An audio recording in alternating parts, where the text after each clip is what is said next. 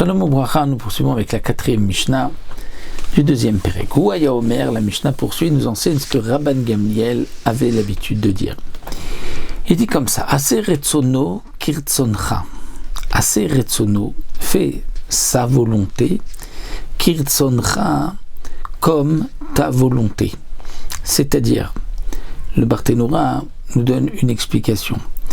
Il nous dit, lorsque tu vas dépenser ton argent pour Cheftzei Shamaim, c'est-à-dire pour les mitzvot, pour tous les besoins d'Akadosh Baruch Hu, alors fais-le kirtzoncha, c'est-à-dire Aseh retzono, fais sa volonté. Quand tu dois dépenser de l'argent pour accomplir une mitzvah, kirtzoncha, c'est-à-dire comme si tu dépensais cet argent pour tes besoins personnels.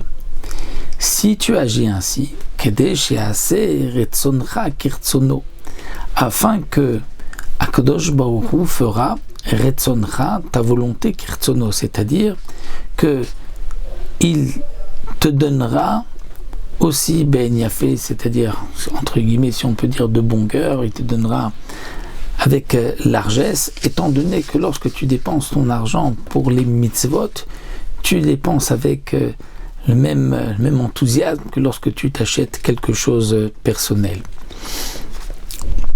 Lorsqu'un homme doit s'acheter quelque chose, un habit ou un besoin personnel, il est prêt à dépenser et il est content de le faire. Mais lorsqu'arrive au mitzvot, des fois, il se dit, bon, peut-être que la mitzvah, il faut autant dépenser. On est prêt à dépenser de l'argent pour acheter des habits, des bijoux, des montres. Et lorsqu'arrive une mitzvah comme le loulav, l'arbamim, les etrog, les matzot, ou tzitzit, tefilin, là parfois on pourrait se dire, bon, pourquoi dépenser tant d'argent? Donc ici le Tana vient nous dire non. Lorsque tu t'achètes une paire de tefilin, lorsque tu achètes un loulav, un etrog, fais-le avec le même entrain que lorsque tu t'achètes quelque chose qui est pour toi, et Akadosh Baruch Hu te donnera ensuite Penyafé, il te donnera donc que tu sois dans l'abondance. La Mishnah continue, Batel retzoncha mipnei retzono, c'est-à-dire annule ta volonté devant la sienne. Kedei sheivatel retzon achim mipnei retzoncha, afin que Akadosh Baruch Hu annule aussi la volonté des autres devant ta propre volonté. Et le Barthénora donc nous donne deux explications. Il donne d'abord, lorsque tu vas annuler ta volonté devant la volonté d'Akadosh Baruch Hu, c'est-à-dire lorsque tu annules tes envies, ce que tu désires, tu t'annules devant Akadosh Baruch Hu, alors par ce mérite-là, Akadosh Baruch Hu va aussi annuler la pensée, le conseil de tous ceux qui se lèvent contre toi, qui veulent te faire du mal. Akadosh Baruch Hu annulera leur idée. Autre explication, en vérité, dit le Barthénora, lorsque c'est marqué Retzon Acherim, la volonté des autres, qui pourrait être donc de tes ennemis, c'est en vérité non un terme Acherim pour ne pas dire qu'Aviachol, que Akadosh Baruch Hu lui-même annulera sa volonté devant toi. Mais c'est ce que le Tana a voulu dire. Donc pour parler d'une manière avec respect, David Akadosh Baruch Hu, c'est en vérité comme si ce qui est marqué dans la Gemara, que lorsque quelqu'un accomplit une mitzvah comme il faut, même s'il y a un décret de 70 ans, un mauvais décret de 70 ans, Akadosh Baruch Hu l'annule pour lui. Donc ce que le Tana vient nous dire, lorsque toi tu annules ta volonté devant la volonté d'Akadosh Baruch Hu, eh bien lui-même, Kaviachol, va annuler sa volonté et il va annuler les mauvais décrets que lui-même a décidés, les mauvais décrets contre toi, parce que toi tu as annulé ta volonté devant la sienne, donc lui annulera aussi les décrets, donc entre guillemets sa volonté, devant ta volonté. Et donc puisque le Tana ne voulait pas dire qu'Akadosh Baruch Hu va annuler sa volonté, Kaviachol, il a dit la volonté des autres, mais c'est ce que le Tana veut nous dire. Hillel Omer. Là nous revenons avec Hillel. Hillel avait l'habitude de dire Altifrosh minatzibur, c'est-à-dire ne te détache pas, ne t'éloigne pas de la communauté. Lorsque la communauté est en difficulté, il faut que tu t'associes à la douleur, à la difficulté. puisque celui qui s'éloigne du tzibour lorsqu'il y a une difficulté, lorsqu'il y a un jour de jeûne, et que quelqu'un ne veut pas prendre part, et dit non, moi je ne suis pas concerné, eh bien c'est marqué qu'il ne verra pas aussi dans la consolation de la communauté. Donc ne t'éloigne pas du tzibour. Mais aussi, Val ta'amen be'atzmecha ad yom motecha. N'aie pas confiance en toi jusqu'au jour de ta mort.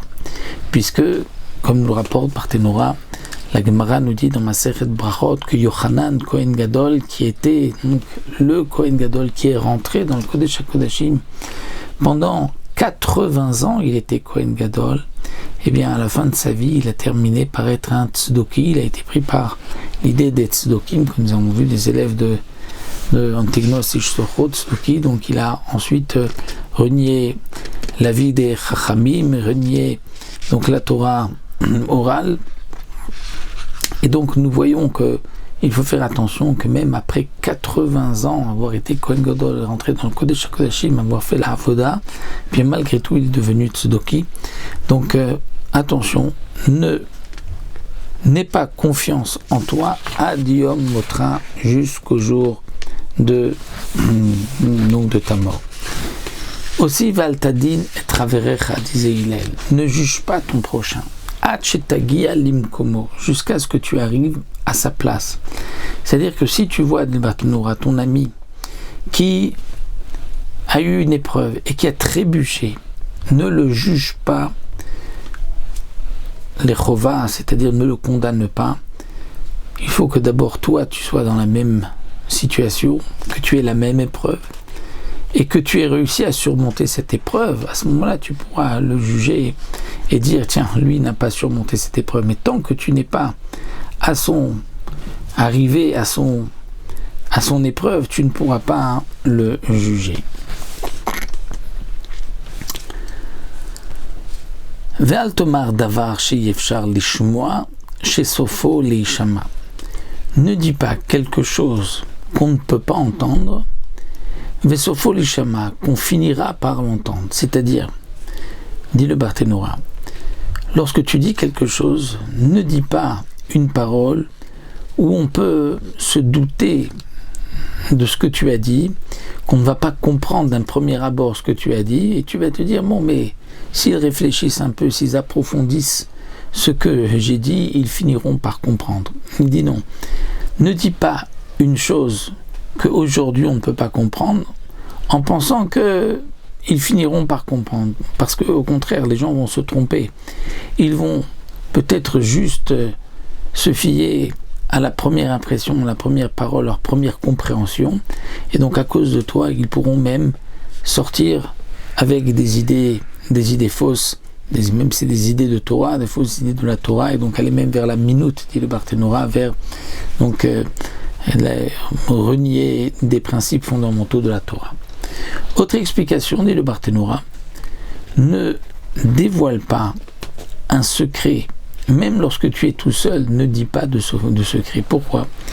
Parce que même si tu penses que personne n'est là pour t'écouter, eh bien, ce que tu as dit finira par être entendu. Parce que nous avons un pasouk, l'oiseau du ciel amène la voix.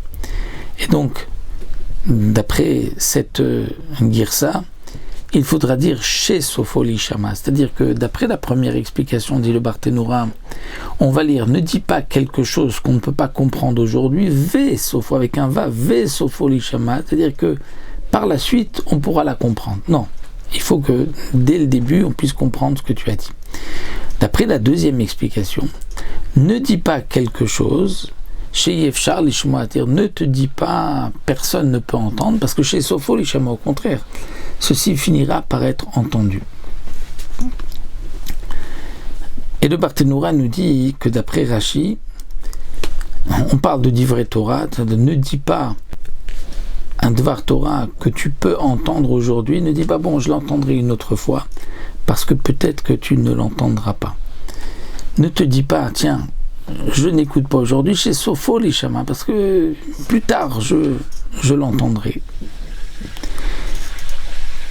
Donc d'après la Girsa de Rashi, dit le Barthénora, on ne lit pas Davar Shei Efshar Lishma, quelque chose que tu ne peux pas entendre, mais au contraire, on dit Al Tomar Davar Shei Efshar Lishma Lishama, quelque chose que tu peux entendre maintenant.